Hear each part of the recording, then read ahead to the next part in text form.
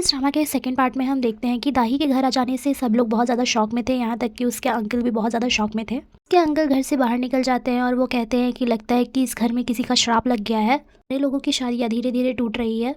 यहाँ हम दाही को उसके मॉम डैड के पास देखते हैं, जहाँ पे वो लोग उससे बातें कर रहे थे और पूछ रहे थे कि तुम यहाँ पर क्यों आ गई। उसके सारे भाई बहन बाहर खड़े होकर उन लोगों की बातें सुन रहे थे। दाही की मॉम उससे कहती है कि अगर तुमने थोड़ी सी बात के लिए यहाँ पर आ गई हो तो चलो मेरे साथ वापस चलो, मैं उससे फ़ोन करके बोल देती हूँ कि तुम वापस आ रही हो। ये उनकी बातें सुनकर कहती है कि मैं अब वहाँ पे वापस नहीं जाने वाली, मेरे लिए ये सब कुछ खत्म हो चुका है। तो इस सीन में दाही की मॉम बहुत ज़्यादा गुस्सा कर रही थी दाही के ऊपर, लेकिन फिर भी दाही ने अपने हस्बैंड की करतूतों के बारे में उनको नहीं बताया। दाही की मॉम कहती है कि पहले ही हमारे घर में 2 लोग डिवोर्स लेकर बैठ चुके हैं और तुम भी आकर यहाँ पे बैठ गई। तुम्हें क्या लगता है कि थोड़ी सी बात के लिए अगर तुम अपना घर छोड़ रही हो तो क्या तुम अच्छा कर रही हो, तुम्हें वापस जाना चाहिए। ये फादर उसकी मॉम को शांत रहने के लिए कहते हैं और कहते हैं कि चलो शांति से बातें करते, तुम उसके ऊपर क्यों चिल्ला रही हो। इस सीन से हमें क्लियरली पता चल रहा था कि दाही की मॉम उसके ऊपर बहुत ज़्यादा गुस्सा थी और कह रही थी कि हम लोगों को क्या बोलेंगे, हमारे घर में सारी शादियाँ टूट रही है। वो ये सब से बहुत ज़्यादा गुस्सा हो जाती है और दाही को मारना स्टार्ट कर देती है, जिसे बचाने के लिए सारे लोग आ जाते हैं, उनके भाई बहन और उसके फादर भी। लोग आके दाही को रेस्क्यू करते हैं और उसे दूसरे कमरे में लेकर जाते हैं। उसे मारते हुए कह रही होती है कि अभी तक तुम्हारी शादी का खाना भी खत्म नहीं हुआ और तुम यहाँ पर आकर बैठ गई, जाओ यहाँ से, मेरे सामने से चले जाओ, तुम लोग सारे यहाँ से चले जाओ। ये सब देखकर उसके दोनों भाई बहन भी अपनी मदर से डर जाते हैं और वो लोग उनको संभालने की कोशिश करते हैं, क्योंकि अचानक से उनकी तबीयत खराब होने लगती है। यहाँ हम देखते हैं कि सॉन्ग नाही अपनी छोटी बहन को अब दूसरे रूम में ले आती है और पूछती है कि तुम ऐसा क्यों कर रही हो, तुमने अपनी शादी सिर्फ एक दिन में ही तोड़ दी। अगर मैं भी माँ की जगह पे होती तो मैं भी ऐसा ही रिएक्ट करती, लेकिन सॉन्ग दाही कहती है कि मैं तुमसे बात नहीं करना चाहती और वो सो जाती है। अब सॉन्ग नाही बहुत ज्यादा गुस्सा हो जाती है और कहती है कि तुम मुझे इग्नोर नहीं कर सकती, तुम उठो, इतनी बेवकूफ कैसी हो सकती हो। जहाँ पे उसे बहुत ज्यादा बुरा लगता है और ये सुन के वो उठकर बैठ जाती है और उसे बहुत ज्यादा सुनाती है कि हाँ मैं बेवकूफ हूँ, मैं तुम्हारे जैसा समझदार नहीं हूँ और तुम हमेशा मुझे नीचा दिखाने की कोशिश क्यों करती हो, अगर मैं बेवकूफ हूँ तो मैं क्या करूँ। दाही की बातें सुनकर सॉन्ग नाही को भी बहुत ज्यादा गुस्सा आ जाता है और वो उससे बहुत ज्यादा सुनाने लगती है। वो कहती है कि तुम अपनी बड़ी बहन से ऐसे कैसे बात कर सकती हो, एक तो तुम अपना घर छोड़कर आ गई, ऊपर से हमसे ऐसी बातें कर रही हो। उसका झगड़ा सुनकर उसकी बड़ी बहन सॉन्ग नाही को बाहर लेकर जाती है। यहाँ पे हम नाही के हस्बैंड और आंटी को देखते हैं, वो लोग दोनों खाना खा रहे थे, जहाँ पे आंटी कहती है कि अच्छा हुआ मैंने बच्चे पैदा नहीं किया और ना ही मैंने शादी की है, क्योंकि हमेशा बच्चे दुखी देते हैं।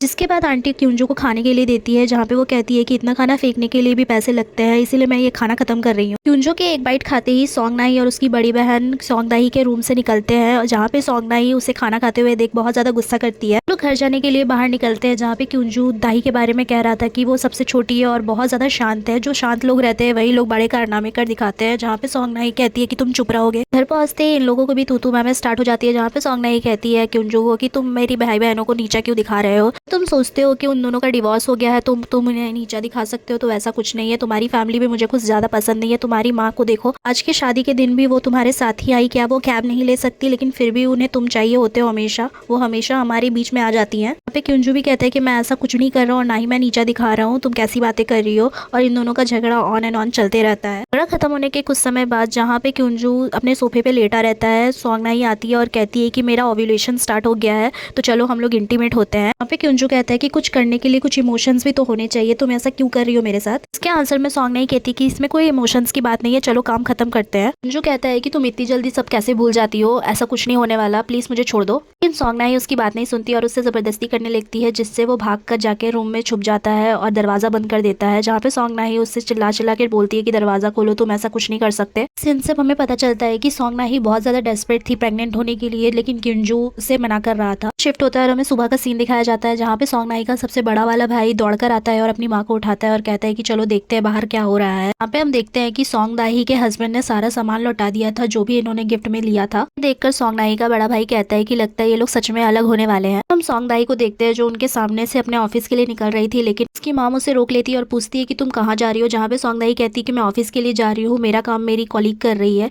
लेकिन उसकी माँ उसे पकड़ लेती है और कहती है कि तुम कहीं नहीं जाओगी। दाही की मॉम दाही को घर लेकर आ जाती है और कहती है कि पूरे मोहल्ले को बता दो कि शादी के अगले दिन ही तुम घर वापस आ गई हो। इसके आंसर में दाही कहती है कि कभी न कभी तो पता चल ही जाएगा और मेरा ऑफिस जाना तो छूट नहीं सकता ना। तो सुनकर दाही की मॉम बहुत ज्यादा गुस्सा हो जाती है और उसे मारने के लिए जाती है, जहाँ पे उसके भाई बहन उसे बचाते हैं और कहते हैं कि हमें सिविलाइज लोगों की तरह बातें करनी चाहिए। यहाँ पे उनकी मॉम उनकी ही धुलाई कर देती है और कहती है कि तुम लोग इसका ध्यान रखना, देखना कि ये बाहर ना जाने पाए, और अगर ये बाहर गई तो तुम लोग घर से बाहर निकल जाओगे।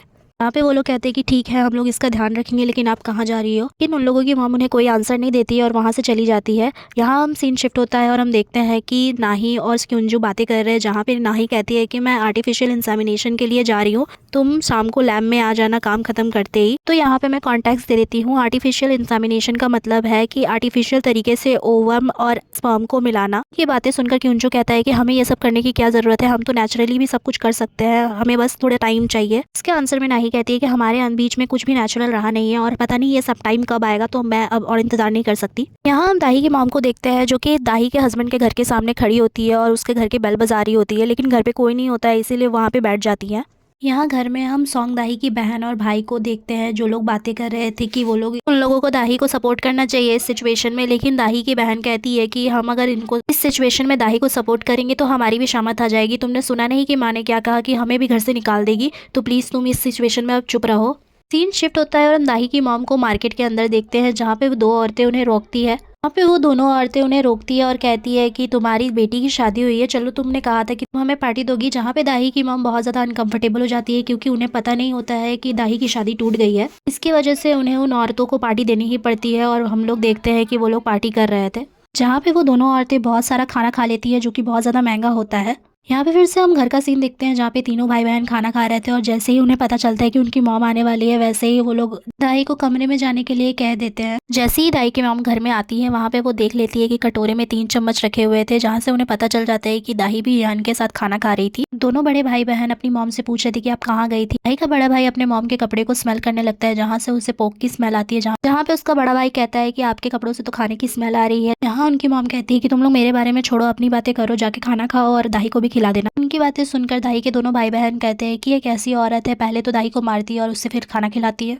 यहाँ पे हम नाही को देखते हैं जो अपने हस्बैंड का इंतजार कर रही थी क्लिनिक पे, लेकिन वो बहुत ज़्यादा लेट हो गया था। नाही क्युंजू को कॉल भी कर रही थी, लेकिन उसका कॉल भी नहीं लग रहा था। फिर हम सीन शिफ्ट होता है और हम देखते हैं क्युंजू को, जो कि अपने कार के पास खड़ा था, जिससे कॉल आता है एक अनजान आदमी का, जहाँ पे वो बताता है कि आपकी मॉम यहाँ पे पीकर पड़ी हुई है। यहाँ पे हम क्युंजू को देखते हैं जो अपने मॉम को कैरी करके ला रहा था उनके घर में, जहाँ पे उसकी मॉम बहुत ज़्यादा चिल्ला रही थी, जहाँ पे क्युंजू उसको छोड़कर अपने घर चला जाता है। यहाँ हम नाही को देखते हैं जो कि क्युंजू के ऊपर बहुत ज़्यादा गुस्सा थी, क्योंकि वो घर बहुत ज़्यादा लेट आया था और यहाँ तक कि क्लिनिक में भी नहीं आया। जैसे ही कुंजू घर में आता है, नाही उससे लड़ने लगती है और पूछती है कि तुम क्यों नहीं आए, मैं वहाँ पे बहुत देर तक वेट करती रही। इसके आंसर में कुंजू कहता है कि मेरी मॉम के फ़ोन से किसी अनजान आदमी ने कॉल किया था, जिसके लिए मुझे वहाँ जाना पड़ा और मुझे अपनी मॉम को घर पहुँचाना पड़ा, इसलिए मैं नहीं आ पाया और ये ज़रूरी काम था। कुंजू की मॉम के बारे में सुनकर नाही को और भी ज़्यादा गुस्सा आने लगता है और वो कहती है कि क्या तुम्हारी मॉम बच्ची है क्या, वो टैक्सी क्यों नहीं ले लेती, वो हर टाइम तुम्हें क्यों बुलाती रहती है, मुझे गुस्सा आ रहा है। मुझे लगता है कि सिर्फ मैं ही हूँ जो इस रिश्ते को बचाना चाहती हूँ, मुझे नहीं लगता कि तुम इस रिश्ते को बचाना भी चाहते हो। जहाँ पे क्युंजू सुन के ये बातें कहता है तुम ऐसा क्यों बोल रही हो, हमारे रिश्ते में कमी ही क्या है। बात बहुत ज़्यादा बढ़ जाती है, जहाँ पे इन दोनों के झगड़े में क्युंजू कह देता है कि तुम्हारी वजह से हमने अपना बच्चा खोया, तुम्ही को इस सेमिनार को अटेंड करना था। सडनली ये बातें सुनकर नाही बहुत ज़्यादा शॉक हो जाती है और वो कहती है कि तुम इतने दिनों से ये बातें अपने मन में दबा के रखा था, तुम सोचते हो कि ये सारी गलती मेरी है। ये सुनकर क्युंजू उसके समझाने की कोशिश करता है, लेकिन नाही नहीं सुनती और अपने कमरे में जाकर लॉक कर लेती है दरवाज़ा।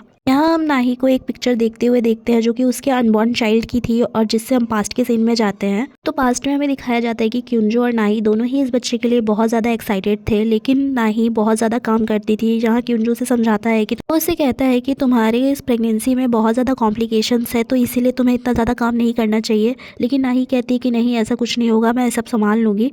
लेकिन हम देखते हैं कि नाही का अचानक से मिसकैरेज हो जाता है काम करते करते। सीन प्रेजेंट में आता है, जहाँ हम क्युंजू को देखते हैं कि वो नाही को संभालने के लिए जाने की कोशिश करता है, लेकिन वो जा नहीं पाता है और दोनों के ईगोस इन दोनों के बीच में आ जाते हैं। तो सुबह होती है और हम क्युंजू की मॉम को देखते हैं जो क्युंजू को फ़ोन करके फिर से परेशान कर रही होती है, और जहाँ क्युंजू कह रहा होता है कि आपने रात को इतनी सारी क्यों पी ली थी। जहाँ पे वो कहती है कि क्या तुम्हारी वाइफ ने तुमसे लड़ाई की थी मेरी वजह से, लेकिन वो कहता है कि नहीं नहीं, ऐसा कुछ नहीं है। हम हॉस्पिटल में ही नाही को देखते हैं जो क्युंजू को देख रही होती है बच्चों के साथ खेलते हुए। क्युंजू नाही को देखता है और नाही क्युंजू को देखती है, बट दोनों एक दूसरे को इग्नोर कर देते हैं। जहाँ पे नाही आगे बढ़ती है और देखती है कि 2 कपल वहाँ पे बैठे हुए थे, मतलब ये कपल डॉक्टर्स थे जो कि इन लोगों के कलीग ही थे। जहाँ नाही इन लोगों को देखकर अपने पुराने दिन याद करती है, जहाँ वो क्युंजू के साथ बहुत खुशी से रहती थी। लेकिन अब वो दिन नहीं है। नाही इन सब दिनों को बहुत ज़्यादा मिस करती है। कुछ देर बाद हम नाही को देखते हैं अपने सिस्टर इन लॉ से मिलते हुए। उनका उसके भाई से डिवोर्स हो चुका है। फिर हम नाही और उसके सिस्टर इन लॉ को देखते हैं एक कैफे में बातें करते हुए।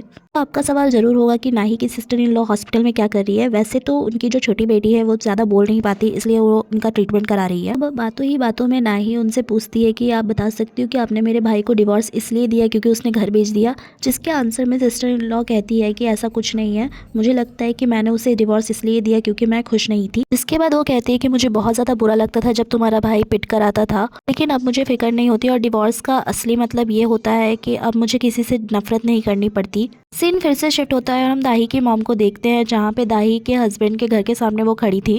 वहाँ पे वो दाही के हस्बैंड को देखती है अपने कार से उतरते हुए और उसके पास जाती है बात करने के लिए, जहाँ पे हम दोनों को बातें करते हुए देखते हैं। नाही की मॉम कहती है कि मैं दाही को बहुत ज़्यादा समझा रही थी, मुझे बहुत बुरा लगा कि वो शादी के पहले दिन ही वापस आ गई। तुम लोगों का झगड़ा किसी छोटी चीज़ पे हुआ है तो प्लीज़ सुलह कर लो और दाही को अपने साथ रखो। जहाँ पे दाही का हस्बैंड उनसे पूछता है कि दाही ने आपको कुछ भी नहीं बताया उस रात के बारे में, जहाँ पे वो कहती कि नहीं, उसने तो मुझे कुछ नहीं बताया। तो मैं यहाँ पे आपको सस्पेंस में छोड़कर जा रही हूँ कि दाही की मॉम ये सब सुनकर क्या करेंगी। तो अगर वीडियो अच्छी लगी तो लाइक शेयर सब्सक्राइब जरूर करें। अगले पार्ट के लिए सब्सक्राइब कर ले।